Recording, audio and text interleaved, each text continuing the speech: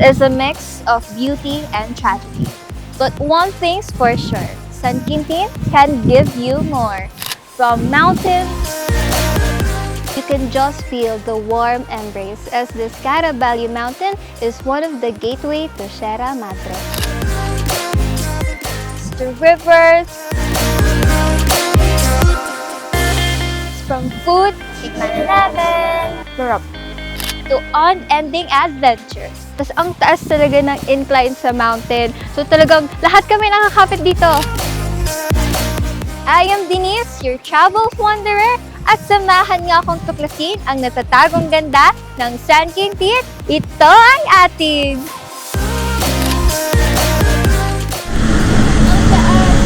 Oh my God! Welcome to my hacienda. Ganda, diba?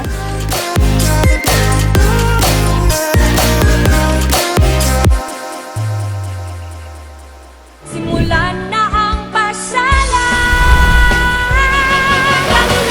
Pumasyal sa Pangasinan, balikan ang lahat na magpapasaya. Kalula, klasin ang taglay na ganda. Siguradong mag-enjoy ka. Kalula, pumasyal sa Pangasinan, balikan ang lahat na magpapasaya. Kalula, klasin ang taglay na ganda. Siguradong mag-enjoy ka. Kalilan, Pangasinan.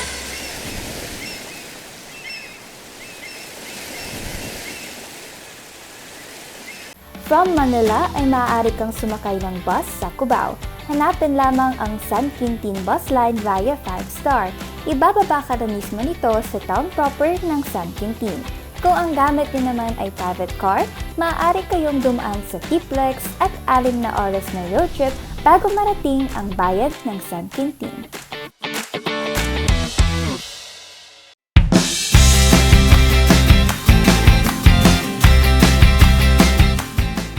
We are now here sa paanan ng Valley Mountains, which is just 10-minute ride from the town proper. Kaya naman, get ready because it will be a bumpy ride papunta sa ating first destination. To reach our destination, sasakay tayo ng truck papunta ng search tank kung nasaan ang view deck overlooking the scenery of Eastern Pangasinan.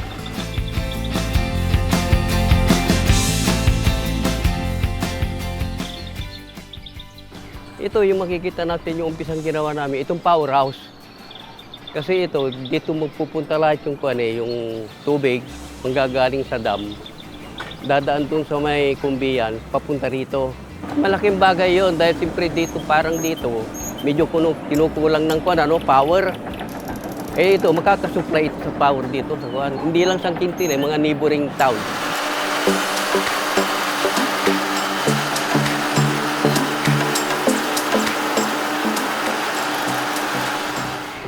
Okay, oh my God. Uy! Wait, then. Kalmado lang tayo. Kalmado lang tayo. Ay!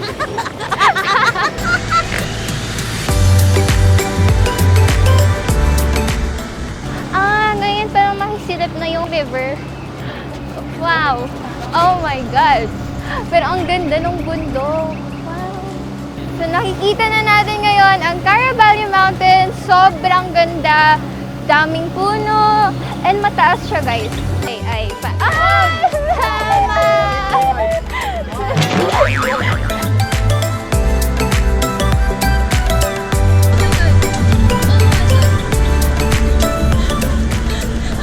Kanina yung daan talagang sobrang rocky, bumpy, tapos ang taas talaga ng incline sa mountain. So talagang lahat kami nakakapit dito. Kasi diba, napaka-extreme nung experience. So feeling ko yung mga taong mahilig sa hiking, mga adventurous people, may enjoy nila yung pataas dito sa Valley Mountains. Paano po ako bababa dito? Tatalon po ba ako? Okay. Oh. Yay! Along the way, makikita natin ang view deck na ito. And from here, we can see Balongao, San Nicolas, Santa Maria, Tayug, Natividad, and almost all of Eastern Pangasinan.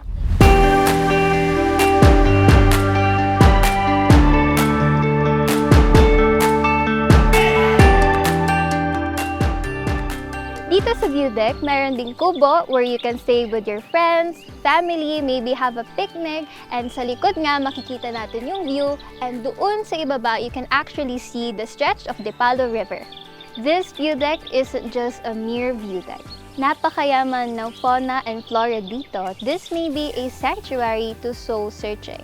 With over 400 meters above sea level, you can just feel the warm embrace as this Caraballo Mountain is one of the gateway to Sierra Madre. Marami pa tayong hindi pa nakikita. Nandito lang naman pala sa bayan ng San Quintin. This place, bayan ng San Quintin, would be the next adventure place and where fun and excitement happens. Napakaraming activities na pwedeng gawin ng turista dito once developed na siya. Tulad ng propose namin na may magkakaroon ng ATV, magkakaroon ng horseback riding. Of course, hindi mawawala pa rin ang mga bikers natin when it comes to biking. Sooner or later, sana magkaroon din ng zipline. We are inviting you dito po sa Caraballo Mountain to visit bayan ng San Quintin and to experience kung gaano kaganda ang nature. The day is young and so are we. Di pa dyan nagtatapos ang adventure natin today, kaya samahan niyo ako as we continue to unveil the beauty of San Quintin. Ito ay atin!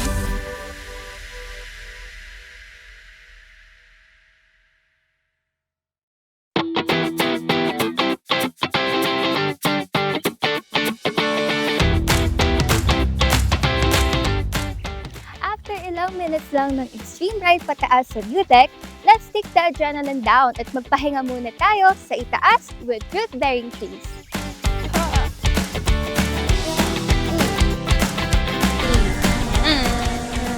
Paakyat na tayo. And sabi nila dyan doon sa itaas, they have a lot of fruit-bearing trees. So, check natin. Kita mo? Diba?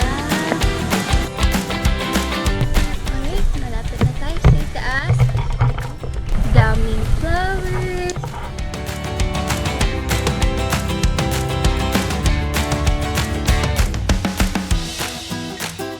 Alright, so guys, welcome to my hacienda. Ganda diba? Pero hindi sa akin ito. Sa San Quintin ito. So makikita nyo, ang daming halaman. Marami silang tinatanim na fruit-bearing trees, which is really good, not just for the environment, but also in economical side. So yan, libutin ba natin? Let's go! I-check ba natin yung iba nilang tanim hanggang sa dulo? Lawak. Daming tanim dito. Actually, nakatanim na tayo dito ng more than 10,000 fruit-bearing trees. May mga naitanim din po kami mga naras galing po sa mga iba't ibang agencies po natin.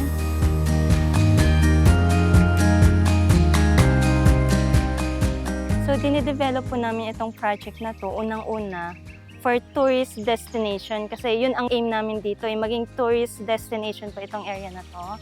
And pangalawa is para matulungan namin yung communities, para magkaroon sila ng trabaho. Kaya naisip po namin na i-enhance po yung mountain. Sa lawak na 75 hectares, ang mga residente sa barangay ng Apugan ay nakapagtanim na ng 10,000 fruit-bearing trees from cashew, tangka, at iba pa. Can you imagine that? 10,000! Grabe talaga, at balak pa nilang madagdagan ito by the years to come. Indeed, San Quintin is a place to be.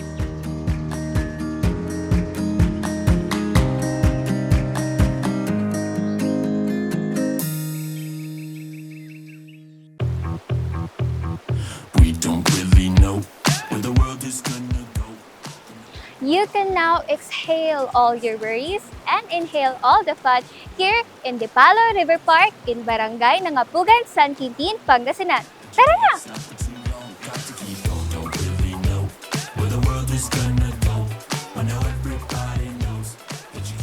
Wow! Sobrang ganda dito! Tapos nakita nyo, sobrang bilis nung agos ng water. Kanina pa actually doon, napakaraming mga tao, naliligo, even kids. Perfect!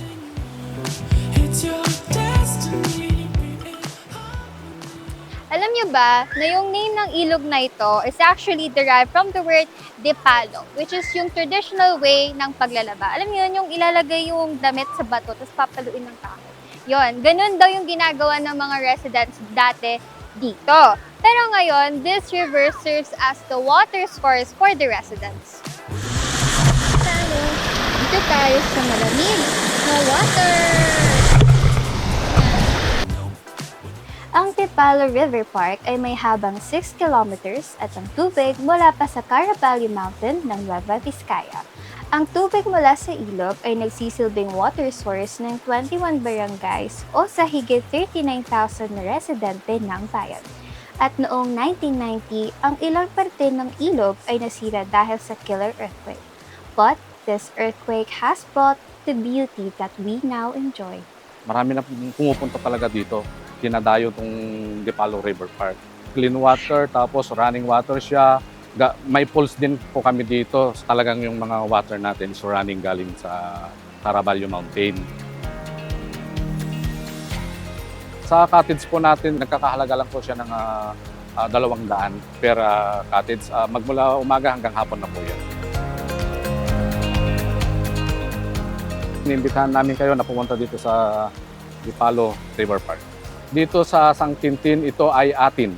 To enjoy Tipalo River Park, kailangan lang magbayad ng 5 pesos para sa environmental fee. And no need to worry dahil almost 30 cottages ang narito at nagkakahalaga lamang ng 100 to 300 pesos, sulit for family and barkada trip. Bukod sa napakaganda yung place, maganda talaga siyang puntahan. Nature vibe, pwedeng-pwede dito. Sulit na sulit ang ganda ng mga views, sir, pati yung mga dyan sa ilog. Maganda po, malinis po yung ilog, sir.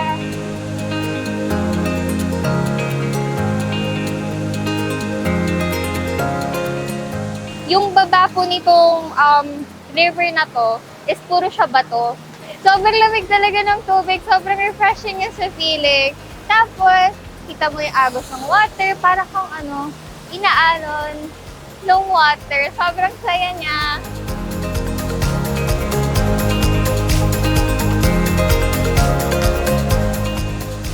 So, kanina, buweba tayo doon sa mismong river and doon sa man-made falls. And sobrang lakas talaga nung agos ng water. Worth it na lakarin hanggang doon sa dulo para ma-experience mo yung river park.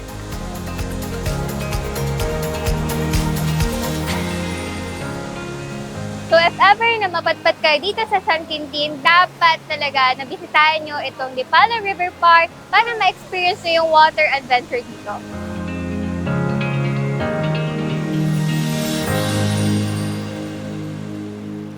Galing at Pangasinan.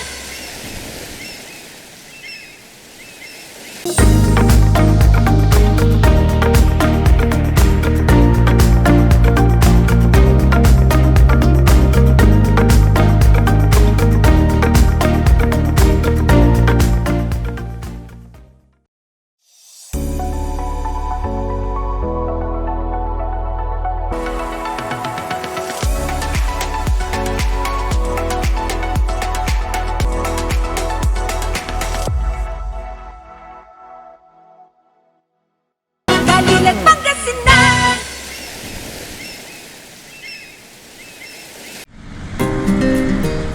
Mula sa bayan ng San Quintin, 20 minutes lang ay makakarating ka na rito sa Sitio Para sa Paz, Barangay Cabangaran.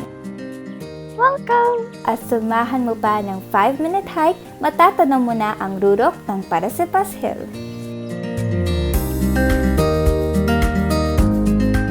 Just like New Zealand, ganyan ang vibes dito sa Lincopan Hills sa Sitio Para sa Paz. Tara, silipin natin! Wow! Super green!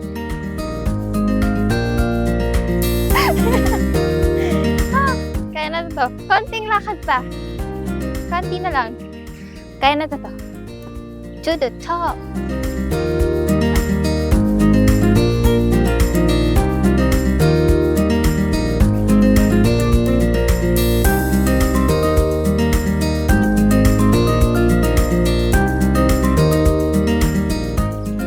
Medyo nakakapagod yung akyat natin, so kuha muna tayo ng bayabas.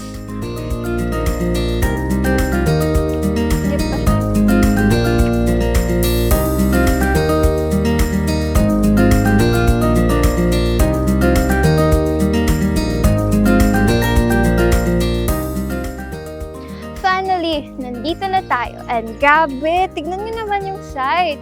Matatanaw natin ang Caraballo Mountains and merong mga open rice field at ang Dipala River.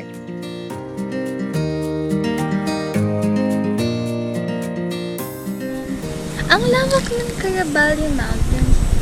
From there to there. Oh, diba? Ang ganda. Ay, ang ganda ng sarap ng hangin. Dapat na mag-sunset. After our hike, buti na lang talaga at meron tayong makikitang ganitong view. We can just chill, can just relax, sit here, and appreciate nature.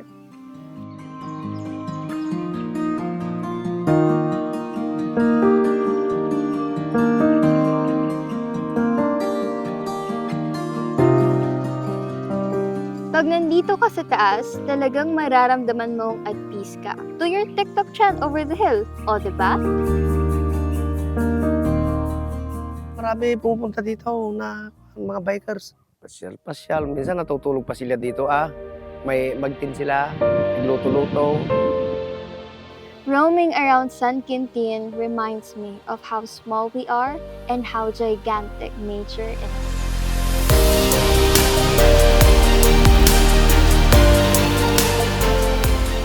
Nandito tayo ngayon sa taas ng Lincupan Hills. After nyong mag-picnic or mag-chika with friends, you might want to end the day looking at the beautiful sunset. And it is truly breathtaking.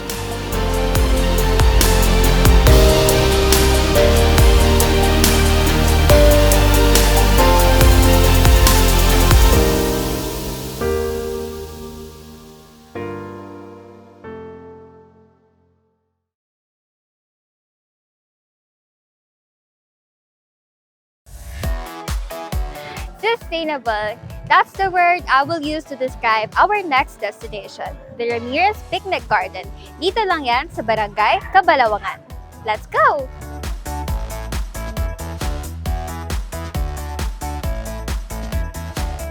I love how this place made use of different upcycled materials. And this place made me feel at ease. And at the same time, made me realize na kaya palang gawa ng paraan yung akala nating patapon na. Maganda daw, sabi nila, na may mga wave, tapos may mga makikita sa mga part daw na pwede sa mga bata, kaya pinasyal ko naman sila. Enjoy ko po kami dito sa part na dito sa Ramirez. 4 na pool. Mayroong covered na 3 feet, 4 feet at saka 5 feet, saka yung wave pool. Ay, mas nakaka-excite siya kasi hindi lang siya maluwang, meron pa siyang pa-wave pool na na effect na nakaka-enjoy sa mga bata. Hindi lang sa marami yung pool, mas comfortable pa yung mga cottage nila, tapos lahat ng mga kailangan is meron sila. Hindi lang kasi ito yung first time namin na na nagpunta dito. Lagi namin binabalikan to kasi maganda siya. Tapos nag-enjoy kami kahit pag nawala na yung wave niya is mga ganun-ganun pala.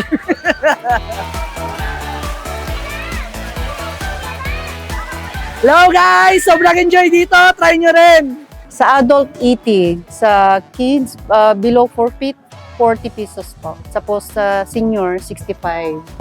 Yung entrance fee na yon, pwede na nilang pasyalan lahat ang pool.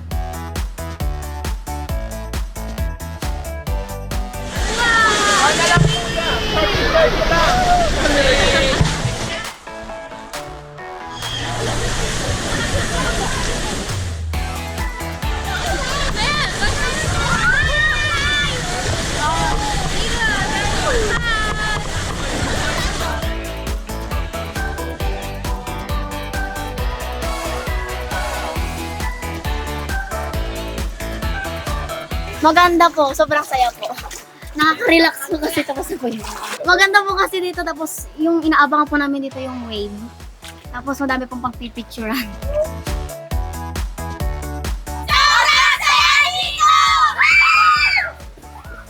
Bukod sa swimming pool, meron po kami ditong makikitang mga fish pan ng African hito na pwede nyong pakainin para makita nyo kung gaano kalakit saka tilapia. Happy na na-experience natin yung pool dito sa Ramirez Picnic Garden. grabe yung experience sa wave pool. Sobrang saya niya. Ang daming tao actually and lahat talaga nag-e-enjoy. Maski ako. And pagdating naman sa ibang pools, you can just relax or have a dive like ito si Kuya.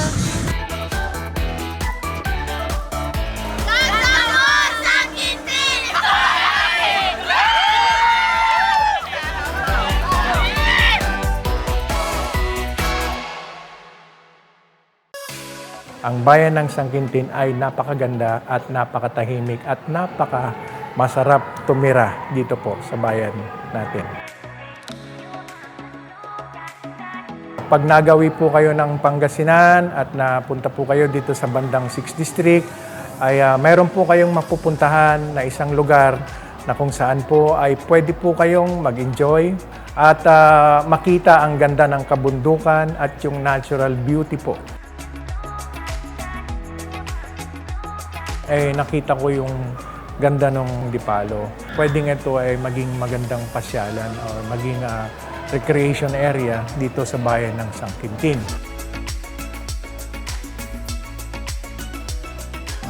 Sa lahat ho ng mga kababayan nating mga taga San Quintin ay unang-una maraming salamat ho sa pagsuporta nyo ho sa ating mga tourist destination ho rito.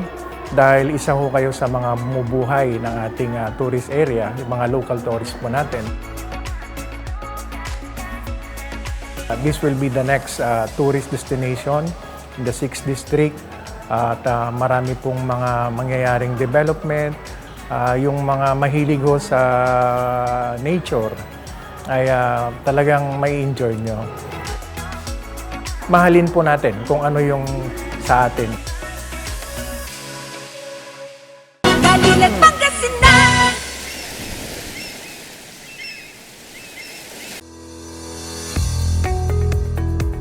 Looking for a place to stay in Baguio City? Find your calm at Hotel Supreme. A good dip at their pool.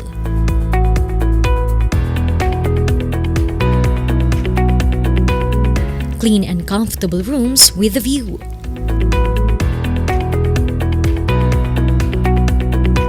Accommodating staff.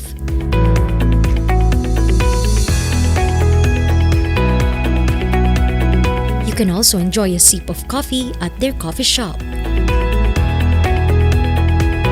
Good food for a good mood at their restaurants.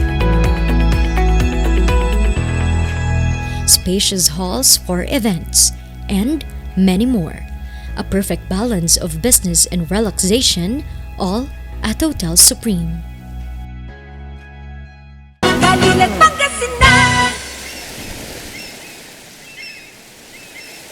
To sum up our San Quintin adventure, let's fill up our gastro craving with bibingkang latik ng San Quintin. Ano nga bang pinagkaiba nito sa ibang kakanin sa Pangasinan? Let's find out!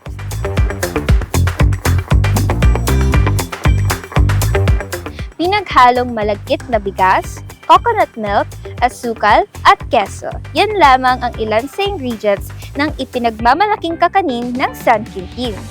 Pero alam nyo ba that in order to cook that bibingkang latik, ay aabutin ng 3 hours bago maihain. Kailangan din ng konting pasensya sa pagluluto nito dahil traditional pa rin yung way na ganitong klase ng kakanin gamit ang uling.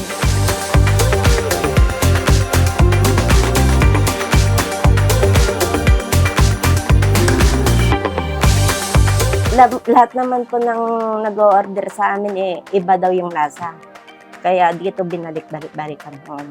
Kasi naiba yung namin, lasa. yung lasa sa creamy at masarap.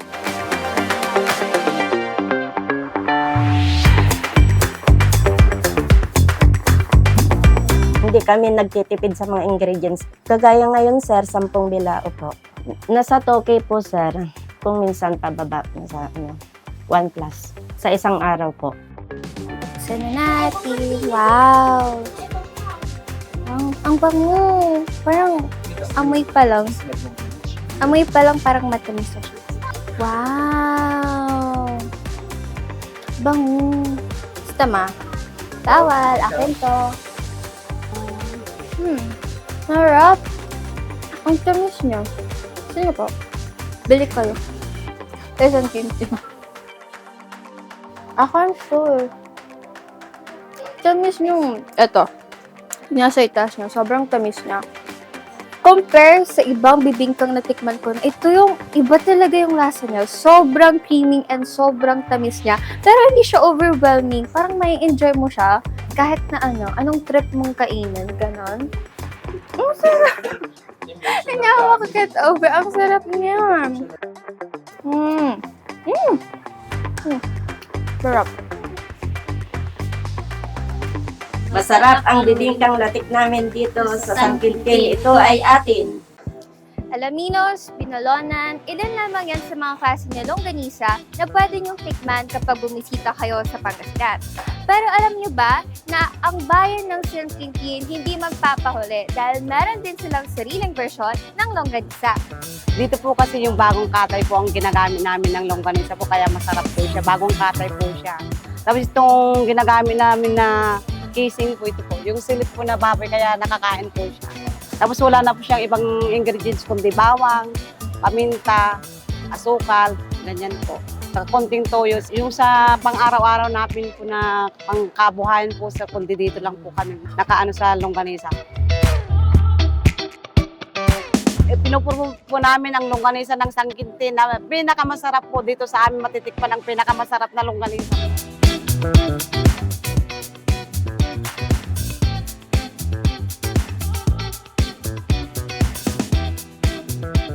Kanina nakita na natin kung paano ito gawin. So, it's time para tikman naman natin. Kuya, pabili po ako ng 1 kilo ng longganisa. Apo.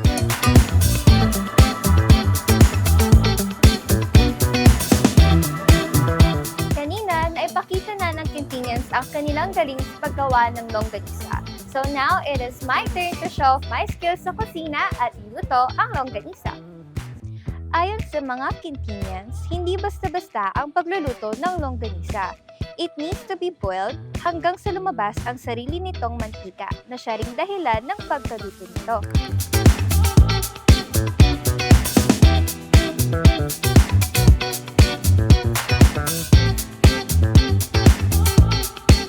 Finally, luto na ang ating San Quintin longganisa and pwede na natin siyang tikman.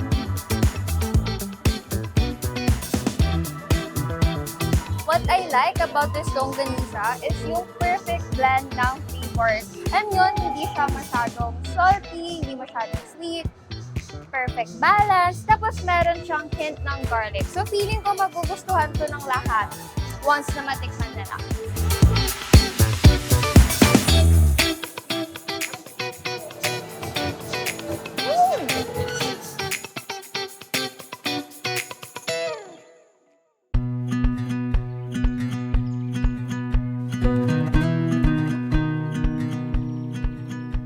Pagtapak mo pa lang ng San Quintin, you will be welcomed with tranquility, lalo na dahil sa amount of nature surrounding you. Ang ganda! Napaka-simple and napaka-peaceful talaga sa bayan na ito. Kaya naman to discover and to experience how much more this town has to offer was such a pleasant surprise for me. Biruin mo yun, sumakay tayo ng truck to go up the mountains, na-enjoy natin yung agos ng tubig ng Dipalo River, and I had so much fun with the water activities at the resort. And then we witnessed a breathtaking sunset along the hills and rice fields, and syempre nasubukan natin some of their one-of-a-kind delicacies. Kaya naman, kung ang hanap mo ay exciting adventure or you want to have some relaxing time and connect with nature, San Quintin is definitely the place to be.